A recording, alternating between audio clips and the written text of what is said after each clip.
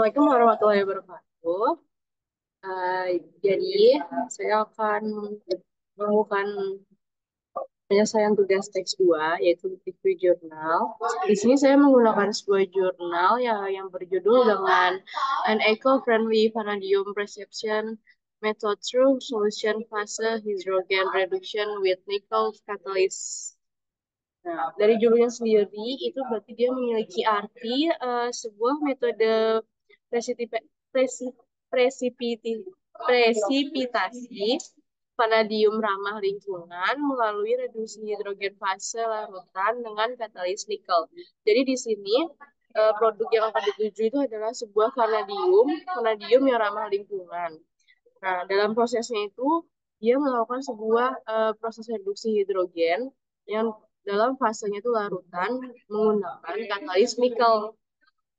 Nah, jadi nanti akan lebih diperjelas lagi mengenai bagaimana metode-metode pengendapan vanadium yang termasuk selain metode-metode tersebut juga terdapat eh, penggunaan dari reduksi hidrogen dalam proses produksi vanadium oksida. Lalu ada juga menyoroti tentang upaya untuk menciptakan proses produksi yang lebih bersih dan efisiensi untuk V2O3. Dan sebelumnya itu lagi nama saya Teh Rasika dengan NIM 121230099 dari jurusan Teknik Kimia. Sini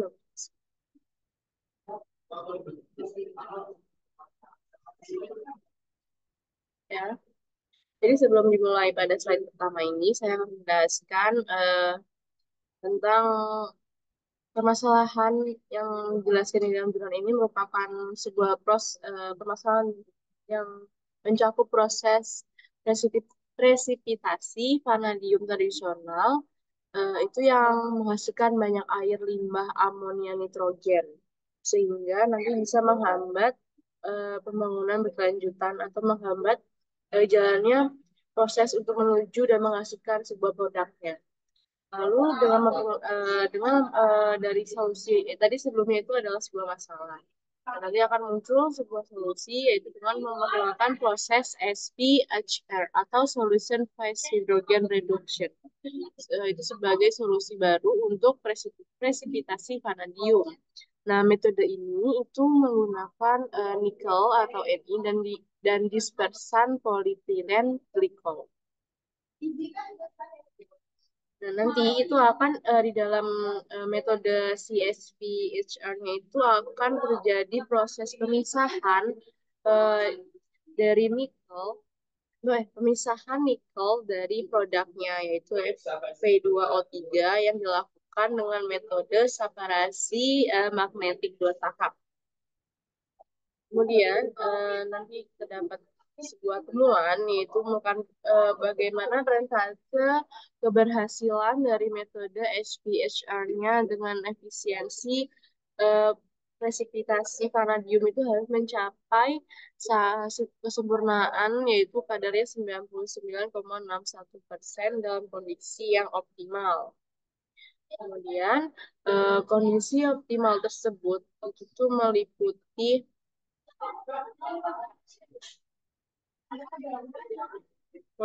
dosis nikel 20 gram per liter dengan suhu 250 derajat Celcius dan pH 55 dengan konsentrasi vanadium ini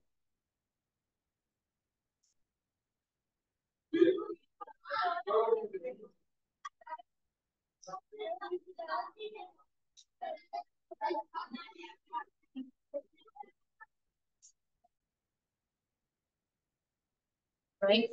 Eh, jadi secara singkatnya di sini saya akan menjelaskan dan membandingkan bagaimana metode presipitasi vanadium tradisional yang kurang ramah saat ini itu kurang ramah lingkungan dengan nanti yang akan dihasilkan dengan menggunakan metode SPHR menjadi sebuah vanadium yang lebih efisien, minim emisi dan dia bisa lebih ramah lingkungan.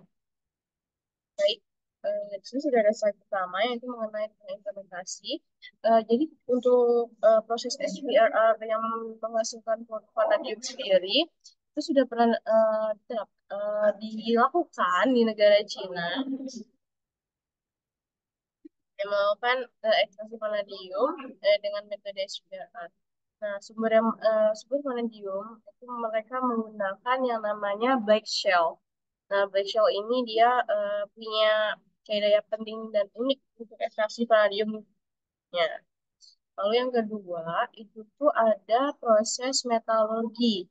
Nah, proses ekstraksi vanadium secara umum itu menggunakan metode hidrometalurgi. Yang salah satu tahapannya adalah presifikasi vanadium dari larutan kaya vanadium untuk pemisahan pengotor dan pemurnian produk. Kemudian yang ketiga terdapat metode presifikasi konvensional. Jadi metode konvensional yang digunakan dalam tahap partisipasi itu dia bisa menggunakan bahan kimia amonium yang tentu murah dan efisien. Contohnya kayak NH3, H2O, NH42SO4, atau NH4Cl. Itu digunakan sebagai pengedap. Lalu ada penggunaan amonia. Tadi kan disebutkan bakal menggunakan bahan kimia amonia. Nah, eh, penggunaan amonia sendiri itu dia bisa menjadi sebuah masalah di lingkungan yang cukup besar. Jadi dampak negatifnya itu ada. Nah, jadi tadi sudah disebutkan karena dalam metode tersebut menggunakan amonium atau amonia yang dia bisa menimbulkan dampak negatif yang besar ke lingkungan itu, jadi metode itu jadi itu bisa membuat kekurangan tersendiri bagi metode tersebut. Nah, jadi dampak negatif dari metode konvensional itu yang pertama, dalam produksi 1 ton P2O5 itu dapat menghasilkan 30 sampai 60 ton limbah air amonia nitrogen. Lalu yang kedua, itu pengolahan limbah ini, eh, karena kan tadi limbah yang dihasilkan itu banyak kan. Nah, jadi dalam pengolahan limbah itu pasti membutuhkan biaya yang tinggi. Lalu yang ketiga, produk yang dihasilkan itu berupa amonium metavanadat atau amonium polivanadat. Yang proses kalsinasinya itu diperlukan untuk membuat P2O5, tetapi dia juga dapat menghasilkan sebuah emisi gas buangan seperti NH3 dan CO2 dalam jumlah yang besar. Nah, jadi pembuangan atau emisi yang dihasilkan dari proses kalisinasi tadi itu eh, bisa menghambat pembangunan berkelanjutan di industri vanadium. Jadi eh, hasil yang dari proses kalsinasi tadi itu menjadi sebuah unsur yang menghambat dalam proses produksi si vanadium menggunakan metode SPRR tadi. Berarti gambaran besarnya metode si partisipasi vanadium itu secara konvensional pasti menggunakan amonia.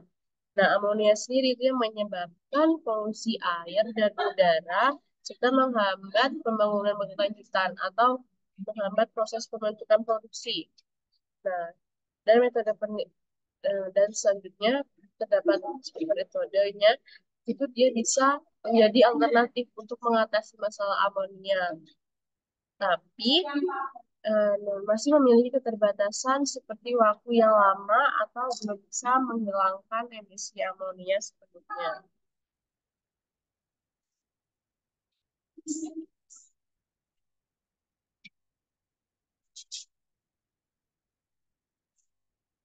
Lalu kemudian itu akan saya jelaskan mengenai keunggulan HBRR atau Solution Phase Hydrogen Reduction dengan metode konvensional yang untuk memproduksi P2O3. Jadi yang pertama saya akan menyampaikan poin kelebihan tentang metode SPHR. Nah, SPR itu bisa sebagai metode yang ramah lingkungan. Kenapa dia bisa ramah lingkungan? Karena metode HPR sendiri itu dia lebih kayak pembuatan logam atau material komposit yang aman ya, ya seperti nikel, BNI, CU, AG, dan WCN. Nah, kita juga terdapat seperti tantangan penggunaan hidrogen. Nah, jadi hidrogen itu pasti dia itu kan memiliki sebuah sifat reaktivitas yang rendah terhadap reduksi, sehingga perlu ditingkatkan agar proses SBHR-nya berjalan secara efisien. Lalu yang ketiga itu ada peningkatan reaktivitas hidrogen. Nah, untuk meningkatkan reaktivitas hidrogen ini ada dua cara untuk meningkatkannya, yaitu dengan meningkatkan suhu atau meningkatkan katalis. Nah, peningkatan suhu itu tuh bisa membutuhkan lebih banyak energi dalam membuat operasi lebih sulit dan meningkatkan risiko kecelakaan. Pertimbangan dari peningkatan suhu. Lalu yang kedua, itu ada penggunaan katalis. Katalis yang biasa digunakan itu bisa seperti PDCl2 atau NI. Nah, ini dikatakan merupakan ini dikatakan cara yang lebih ekonomis dan mudah diterapkan. Lalu yang ketiga itu terdapat keuntungan dan kelemahan katalis PDCl2.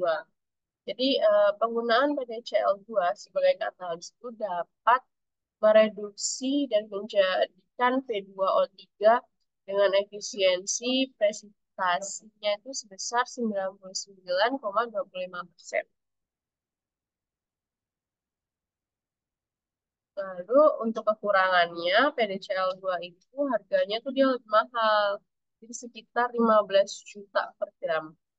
Dan sulit dipisahkan dari P2O3 setelah proses pembentukan produknya.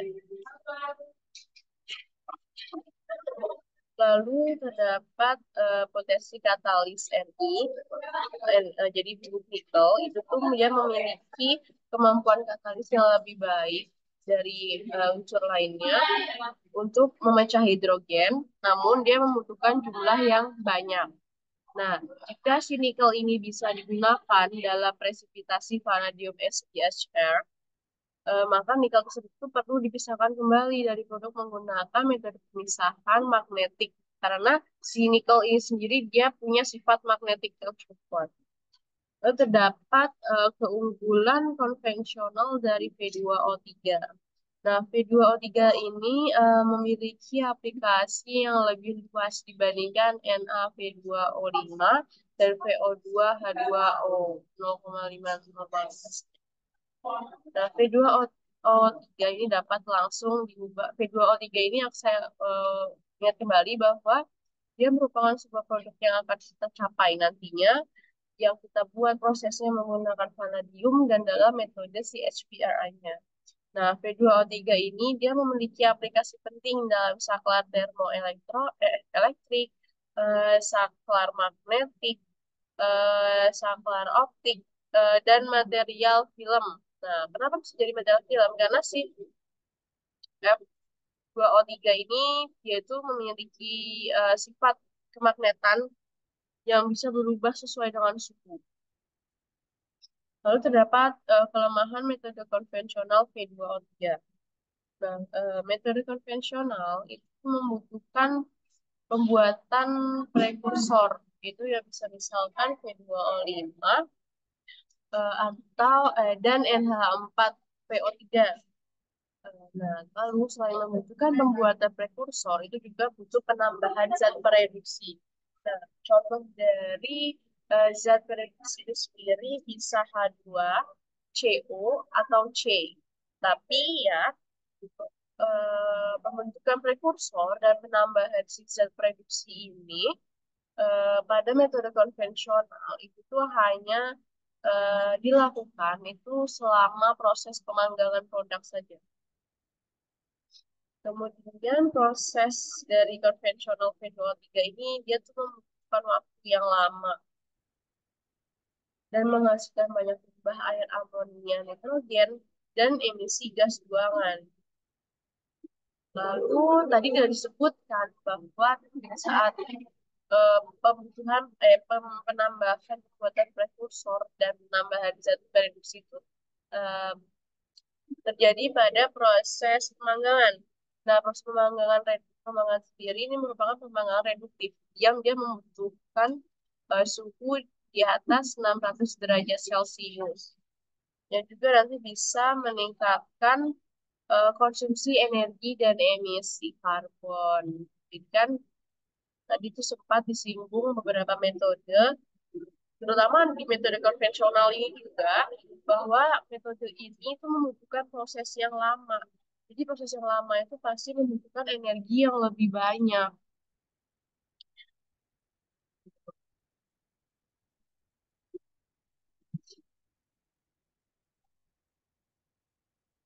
Nah, jadi karena dia membutuhkan energi yang lebih banyak, pakailah sebuah proses pemanggangan yang di atas 0 derajat Celcius itu untuk penambahan energi.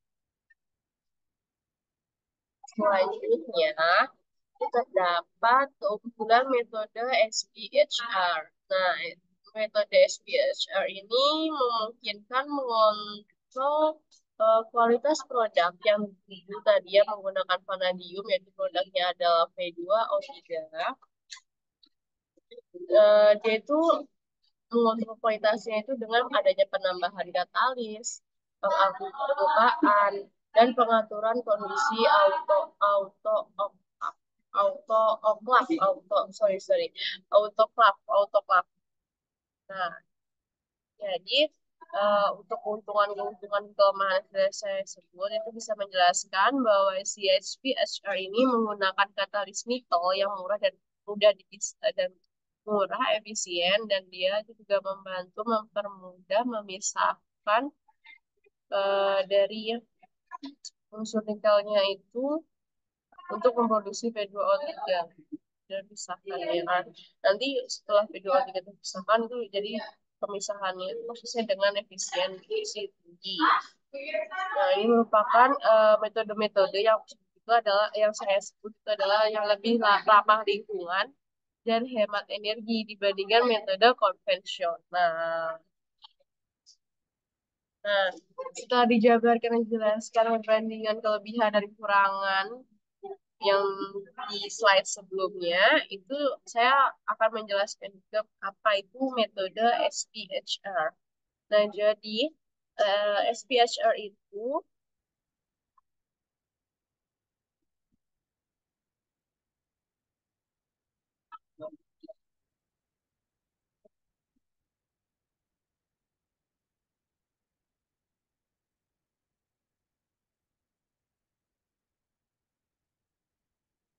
SPHR sendiri adalah tadi solution phase hydrogen reduction.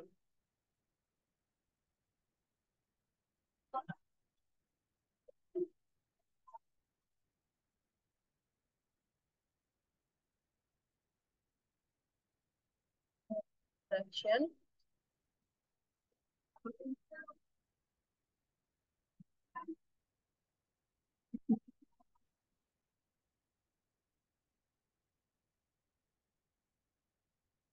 yang merupakan sebuah reduksi hidrogen yang berupa larutan dan merupakan menggunakan metode dan larutan yang menggunakan metode SPHR yang merupakan metode ramah lingkungan di bidang persiapan serbuk logam atau senyawa seperti Ni, Cu, Ag, PCNI. Nah, selain itu juga terdapat hidrogen. Nah, hidrogen sendiri itu pasti memiliki reaktivitas reduksi yang rendah sehingga meningkatkan reaktivitasnya. Nah, selain itu juga terdapat eh, mengenai tentang tantangan dan solusi potensial untuk meningkatkan efisiensi SPHR. Yang pertama, itu harus mengatasi reaktivitas rendah hidrogen. Jadi di yang slide-slide sebelumnya tadi saya bilang bahwa hidrogen itu dia memiliki sifat reaktivitas yang rendah. Nah, sehingga itu tuh bisa menghambat si metode atau proses HBR ini terhambat. Nah, salah satu solusinya atau metode-metode yang bisa mengatasi hal tersebut itu yang pertama ada menaikkan suhu. Nah, ketika kita menaikkan suhu, ini nih dia berkaitan dengan meningkatkan laju reaksi, tetapi juga memiliki kelemahan. Nah, jadi kelemahannya itu dia membutuhkan lebih banyak energi, membuat operasi lebih kompleks, dan meningkatkan potensi resiko. Jadi resiko keselamatan ya. Resiko keselamatan dalam pengaturan industri itu jadi lebih besar. Lalu selain menambah suhu, itu juga bisa menambahkan katalis. Nah, katalis ini dianggap sebagai pendekatan yang lebih praktis dan ekonomis. Nah, katalis itu bisa seperti kayak bumbu PDCl2 dan nikel. Secara signifikan meningkatkan reaktivitas hidrogen.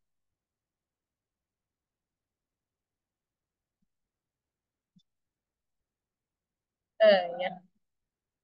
Selanjutnya, selain tadi yang sudah saya jelaskan mengenai tantangan solusi atau kelebihan dari potensi yang efisiensi terhadap SPHR, ini akan ada manfaat katalis yang biasanya digunakan dalam metode SPHR itu sendiri ya adalah PDCl2.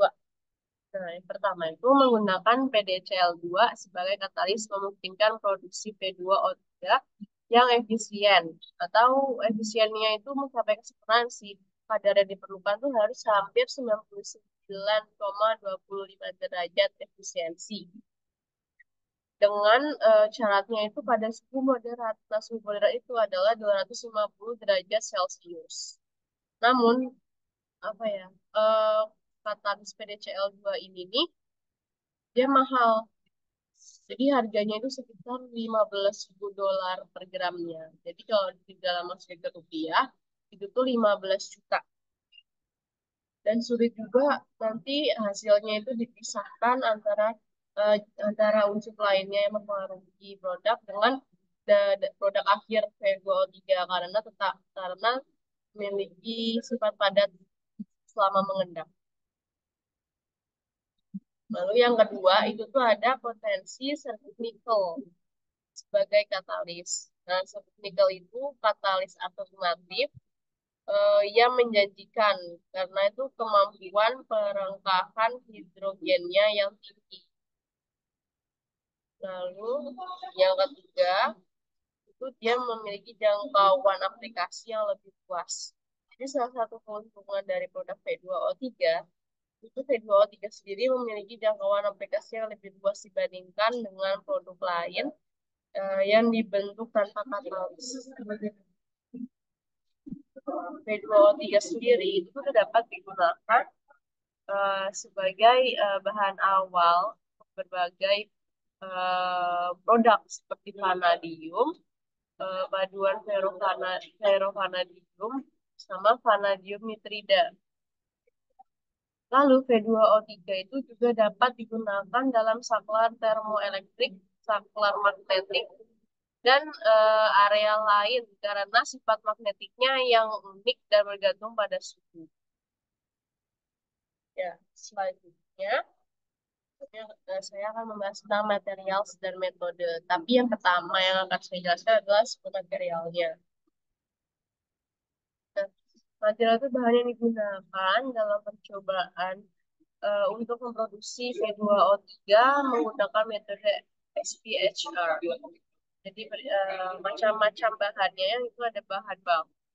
Bahan baku tuh yang pertama adalah larutan kaya vanadium. Nah, larutan ini nih kemungkinan bisa diperoleh dari pengolahan serpih vanadium melalui pertukaran ion. Lalu yang kedua itu ada larutan H2SO4.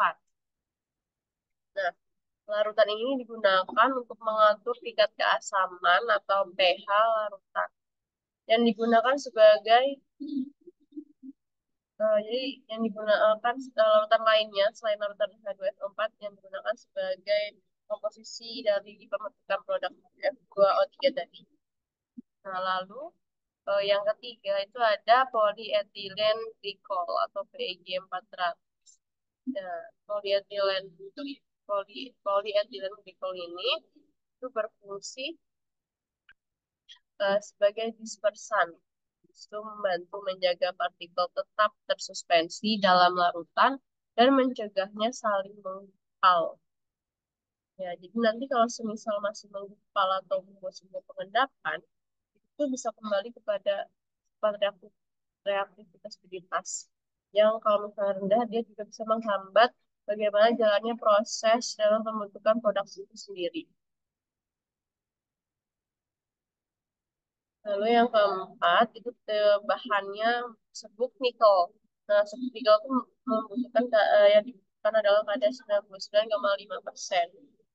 Nah, serbuk nikel ini merupakan katalis untuk reaksi SBHR. Nah, kenapa serbuk nikel ini? Ya, dia tuh dipilih karena harganya tuh lebih murah daripada yang tadi saya bilang tuh ada PDCl2.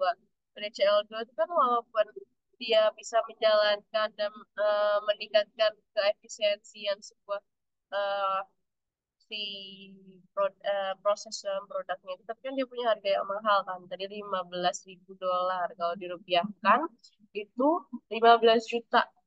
Itu hanya per gram saja. Tapi kalau nikel ini dia itu bisa lebih murah dan tetap bisa memicu keefisiensian jalannya proses pembentukan produk.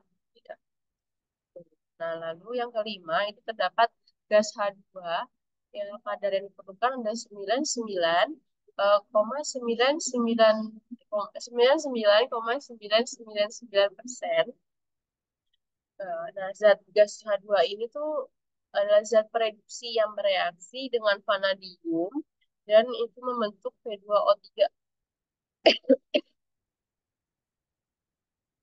Lalu yang keenam itu adalah gas N2, ya, gas N2 dengan kadar 99,99%.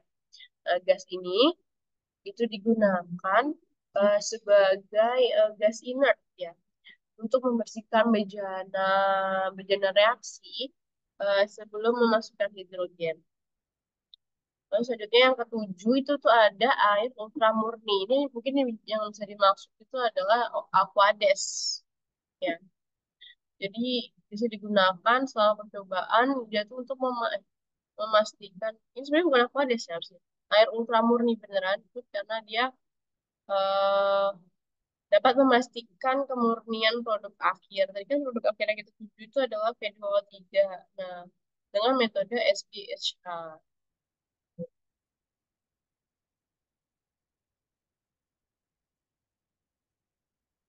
Selanjutnya saya akan menjelaskan tentang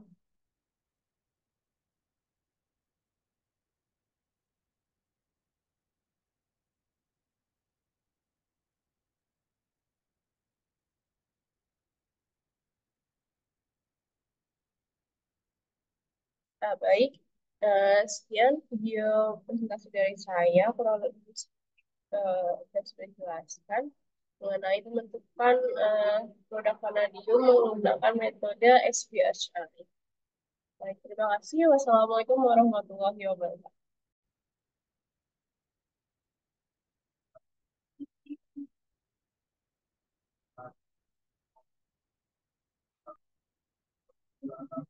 Oke.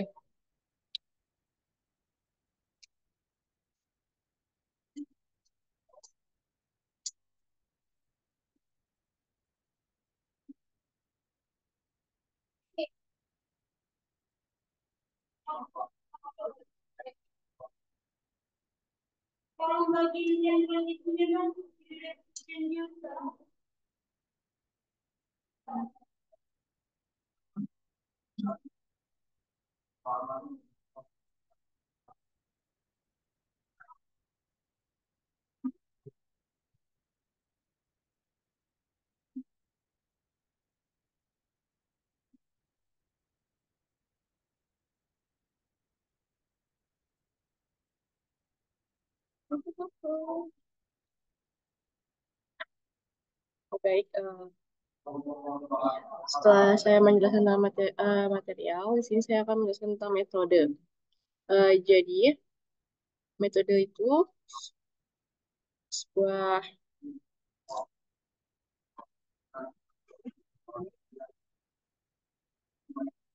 metode. Sini terdapat 5 metode. Jadi metode itu teknik yang digunakan untuk menganalisis sifat-sifat produk yang diperoleh dalam percobaan. Nah, rincian dari teknik-teknik yang digunakan, yang pertama itu ada ICP, ICP, AES, atau spektroskopi emisi plasma atomik yang digabungkan secara induktif. Nah, teknik ini menentukan komposisi kimiawi produk dengan mengidentifikasi unsur-unsur yang ada dan konsentrasinya. Nah, teknik ini bekerja dengan mengionisasi elemen dalam sampel dan mengukur cahaya yang dipancarkan pada panjang gelombang tertentu. Lalu yang kedua itu terdapat XRD atau difraksi sinar X. Nah, teknik yang kedua ini dia tuh membantu mengidentifikasi struktur kristal produk.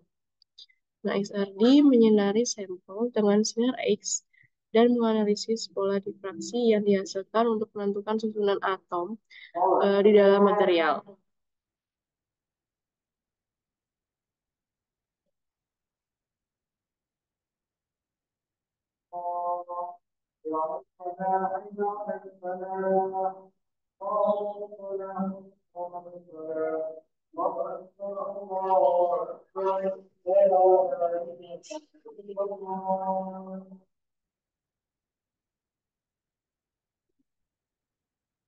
Baik, saya lanjutkan.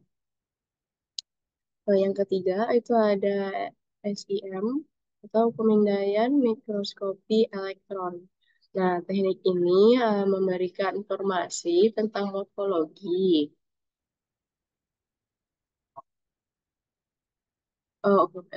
Tentang morfologi. Morfologi itu dia mencakup sebuah bentuk dan ukuran.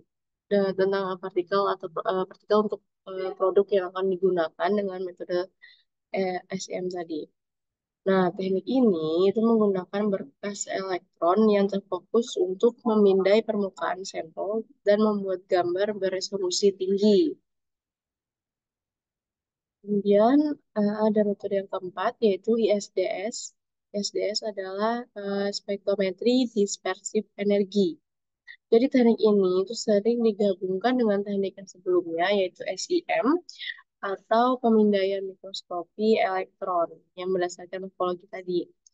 Nah, jadi memungkinkan untuk analisis unsur partikel produk dari teknik yang CADS ini itu berada di lokasi tertentu. Jadi teknik ini tuh lebih mengidentifikasi elemen yang ada dan kelimpahan relatifnya dalam area kecil sampel. Jadi cuma lingkup kecil aja sampelnya. Nah, lalu yang kelima itu terdapat metode TPD. TPD itu desorpsi terprogram suhu. Jadi ini ada pengaruhnya ya terhadap suhu.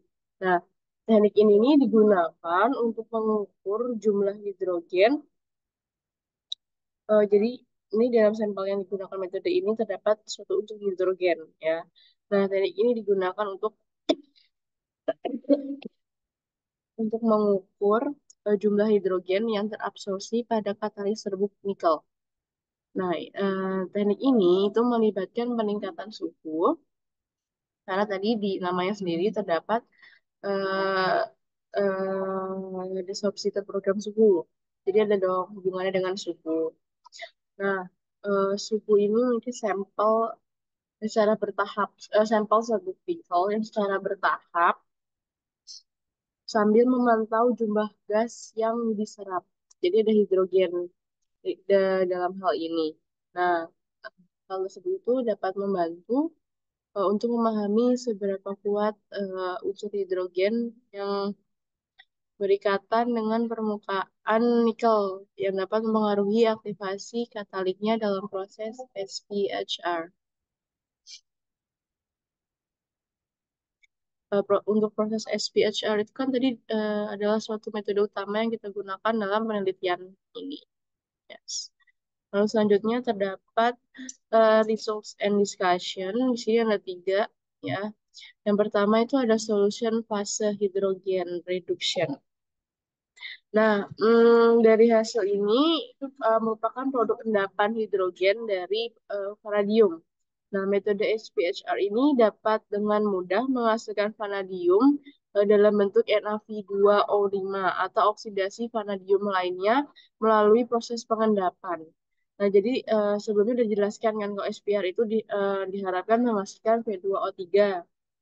Nah, kualitas produk vanadium yang masuk ke dalam solusi fase hidrogen reduction ini itu hanya bisa ditentukan dari efisiensi pengendapan vanadium, tetapi juga perlu dianalisis secara kualitatif menggunakan XRD. Nah, XRD itu biasanya digunakan untuk menentukan sebuah struktural apa struktural yang unsur yang diperlukan untuk mencapai produk vanadium tersebut dengan menggunakan yang masuk dalam hasil berupa solution phase hydrogen reduction atau pengendapan dari hidrogen. Nah, kualitas nah, XRD ini digunakan menentukan struktur kristal dari produk yang dihasilkan. Berarti adalah produk si vanadiumnya itu menggunakan metode SP, SPR, SPHR ya, gitu ya. Nah, dari uh, pengelompokan hasil solution fase hydrogen reduction ini, yaitu punya faktor pengaruh beberapa variabel proses terhadap efisiensi pengendapan vanadium dan fasa produk yang dihasilkan menggunakan metode SPHR. SPHR. Nah, variabel yang mempengaruhi dan diteliti ini itu ada meliputi dosis nikel, suhu reaksi, nilai pH, dan konsentrasi vanadium.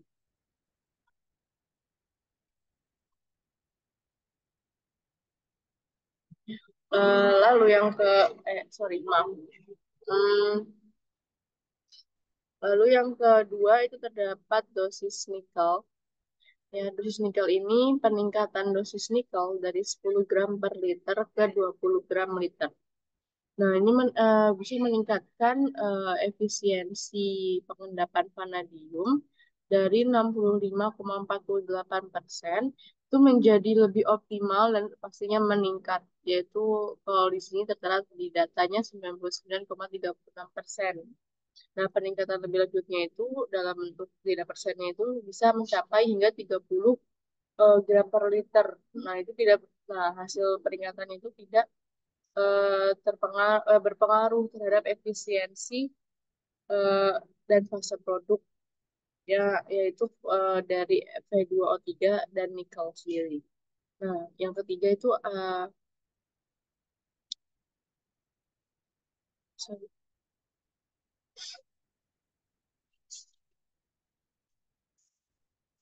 Gini. Lalu yang ketiga itu terdapat sebuah reaksi. Nah, kalau suhu yang terlalu rendah terhadap si solution phase hydrogen reduction ini atau kurang dari 250 derajat Celcius itu bisa menurunkan efisiensi pengendapan dan tidak menghasilkan fase V2O3. Nah, jadi suhu yang diperlukan itu adalah suhu antara 100 derajat Celcius sampai 150 derajat Celcius.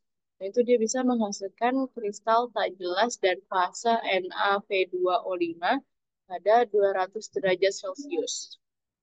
Lalu suhu minimum yang dibutuhkan untuk menghasilkan V2O3 itu 250 derajat Celcius. Selanjutnya ada nilai pH. Nah, nilai pH yang terlalu tinggi atau rendah itu bisa menurunkan efisiensi pengendapan.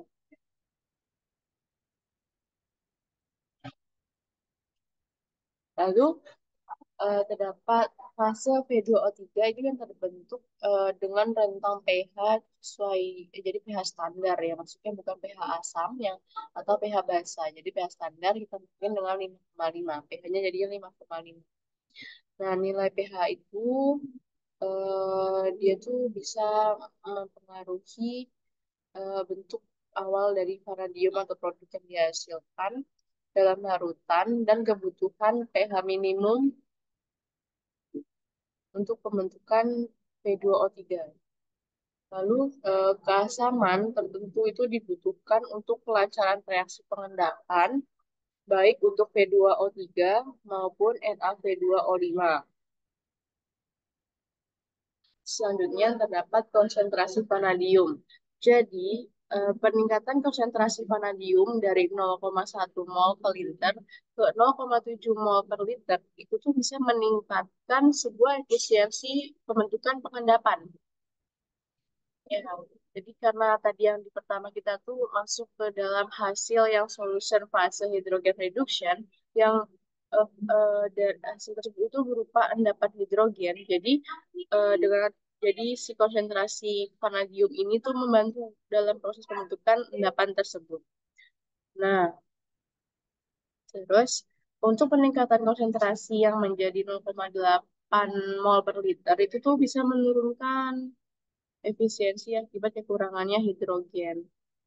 Jadi tuh eh, dia tuh bisa meningkatkan dan bisa menurunkan efisiensi pengendapan.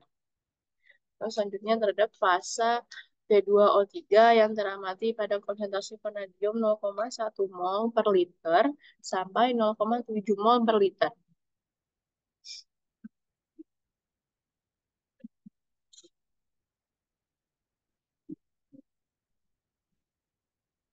Lalu yang kedua, itu terdapat magnetic spherization and production resistance. Jadi pembahasan ini nih meliputi pemisahan, proses pemisahan dari nikel, proses pemisahan kandungan nikel dari produk P2O3. Pemisahan itu menggunakan karakterisasi produk. Nah, yang pertama itu terdapat menganalisis kandungan nikel. Jadi, analisa ICP-ES itu menunjukkan kandungan nikel dalam endapan hasil SPHR. Ya, tadi kan metode pertama yang kita gunakan itu melakukan SPHR. Nah, em, endapan yang dihasilkan dari proses SPRR itu mencapai 37,83%. Lalu terdapat pola difraksi XRD. Nah, itu menunjukkan kalau misalnya pola itu tuh muncul, berarti itu bisa menunjukkan nikel tersebut itu berbentuk unsur atau unsur elemental. Nah, sifat alami unsur nikel adalah magnetis, sehingga dari sifat magnetis itu dia bisa dengan mudah dipisahkan secara magnetik. Selanjutnya terdapat pemisahan magnetik. Ya, pemisahan magnetik ini nih fokus pada pengaruh kuat arus magnet.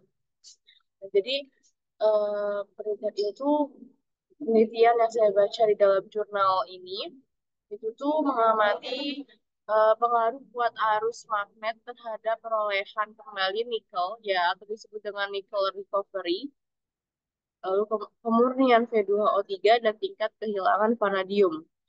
Nah, selain itu percobaan ini juga menggunakan kawat media magnetik berdiameter 1,5 mm. Nah, hasilnya ditunjukkan untuk jadi juga peningkatan kuat arus magnet yang meningkat perolehan kembali nikel, kemurnian V2O3 dan tingkat kehilangan vanadium. Eh, Lalu dalam proses perolehan si nikel dan kemurnian V2O3 itu harus mencapai maksimum. Kadar maksimumnya sendiri adalah 99,59 persen dan 97,78%. Nah, dengan menggunakan kuat arus itu sebesar 2 ampere. Dari penggunaan si kuat arus 2 ampere itu jadi tidak berpengaruh sebenarnya terhadap perolehan nikel dan kemurnian V2O3. Namun, jika arusnya itu terlalu kuat yang tidak memiliki standar, itu tuh bisa menyebabkan penggumpalan magnetik pada media pemisahnya. Sehingga nanti produk vanadium yang dihasilkan itu bakal ikut terikat dengan nikel dan meningkatkan kehilangan vanadium hingga 24,46%. Lalu yang ketiga itu terdapat katalik mekanisme of SPHR. Nah, jadi di dalam konsep ini kita membahas mekanisme reaksi di balik SPHR untuk produksi V2O3. Nah, di dalam konsep yang ketiga, yaitu merupakan catalytic mechanism of HPHR itu, terdapat kompleksitas HPRR. Nah, proses HPHR ini melibatkan tiga fase, yaitu gas, cairan atau larutan, dan padatan. Nah, jadi tiga fase itu mempengaruhi dalam pembuatan sistem reaksi dan kinetika atau laju reaksi dalam pembentukan V2O3 dan absorpsi hidrogen yang lebih kompleks. Lalu yang kedua, itu terdapat kinetika persiapan vanadium.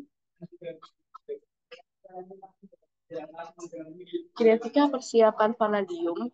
Nah, kinetika ini nih terdapat di bagian yang berfokus pada seberapa cepat proses reaksi yang membentuk si V2O3.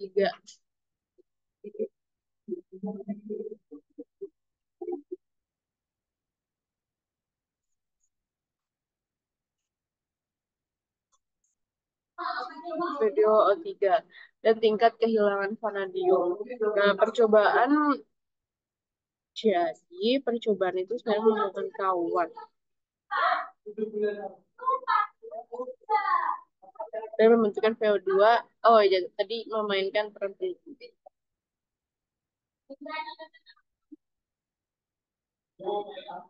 Jadi VO2O3 ini nih terbentuk dari waktu ke waktu. Dia tuh cepat lah intinya. Lalu dari proses berlangsung pembentukan produknya itu dengan cepat, itu dia bisa menunjukkan dampak situ pada laju reaksi pada kondisi tertentu yang merupakan jadi kondisi tertentunya itu berpengaruh pada dosis nikel, lalu berpengaruh pada pH produk, lalu konsentrasi vanadium dan tekanan hidrogen dan kecepatan mengadukan. Lalu terdapat juga efek suhu. Nah, suhu yang lebih tinggi itu biasanya dia bisa meningkatkan laju reaksi dan mendorong reaksi yang lebih lengkap. Jadi dalam efek suhu atau meningkatkannya suhu tinggi itu dia bisa ada terjadi penghapusan vanadium dari larutan lambat yang dia memiliki suhu di bawah 100 derajat Celcius, tetapi secara signifikan lebih cepat di atas 200 derajat Celcius. Nah, ini menunjukkan suhu memainkan peran penting dalam pembentukan V2O3 di luar dengan hanya mengaktifkan si hidrogen. Lalu yang selanjutnya itu terdapat fokus shift. Nah, jadi fokus shift ini pada penelitian yang dalam jurnal yang saya bahas itu tuh fokusnya pada peningkatan kemampuan reduksi hidrogen. Namun, suhu tampaknya memiliki pengaruh yang lebih signifikan pada pembentukan V2O3 itu sendiri. Nah, jadi berpotensi mempengaruhi efisiensi dari beberapa banyak endapan vanadium dan komposisi produk akhir atau dalam pembentukan fase. Tadi ada fase padat, eh, cair, dan gas. Lalu juga terdapat persamaan laju reaksi. Nah, laju reaksi ini hubungannya antara logaritma laju reaksi dan logaritma konsentrasi dari produk yang itu merupakan vanadium. Dengan menunjukkan model matematika potensi untuk memahami kinetika reaksi.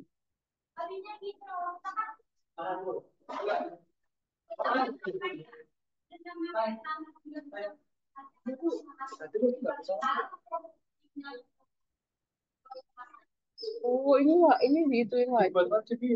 Ini siapa? Siapa yang buat? Ngomong aja ke Aca. Aca itu kenapa yang upload filenya wajib?